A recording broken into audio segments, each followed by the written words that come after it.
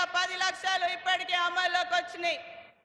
500కే gas cylinder, 200 యూనిట్లకే ఉచిత current. ఎన్నికల code అయిపోయిన వెంటనే మళ్ళీ మనకి ఏవైతే రైతు రుణమాఫీ 15 ఆగస్టు లోపల మన రేవంత్ అన్న గారు చేస్తామన్నారో అదే రైతు రుణమాఫీ అనేది కూడా 15 ఆగస్టు లోపల జరగనుంది. ఇదే కాదు, మిగతా పథకాలన్నీ కూడా ఒకటి తర్వాత ఒకటి అమల్లోకి వస్తున్నాయి. ఈరోజు మన నియోజకవర్గం ప్రతి ఇంట్లో ఒక నిరుద్యోగులు ఉన్నారు. 10 సంవత్సరాలు ఒకరి ఇంటికి ఒక ఉద్యోగం ఇస్తామన్నారు, ఇంకొకరు 2 కోట్ల ఉద్యోగాలు ఇస్తామన్నారు.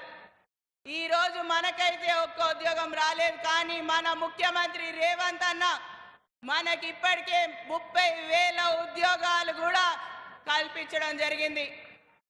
దీంతో పాటు తప్పకుండా రానున్న రోజుల్లో కాంగ్రెస్ పార్టీ అనేది కూడా ప్రజల పార్టీగా మీ అందరి ముందుంటది, ప్రజల పక్షాన పార్టీగా మీ అందరి ముందుంటది.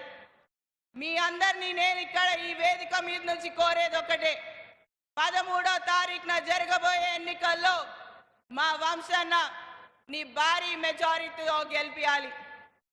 మన వంశన్నని గెలిపించుకోవడం మనకు చాలా ముఖ్యం.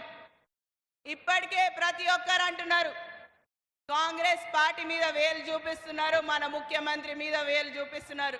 ప్రతి ఒక్కరికి చెప్పేది ఒకటే, విజయం మాత్రం కాంగ్రెస్ పార్టీది.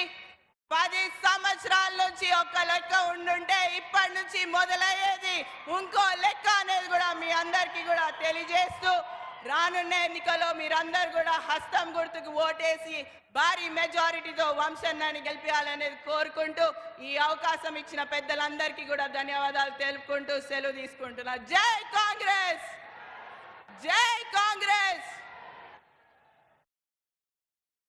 ధన్యవాదాలు పన్నికమ్మ గారు.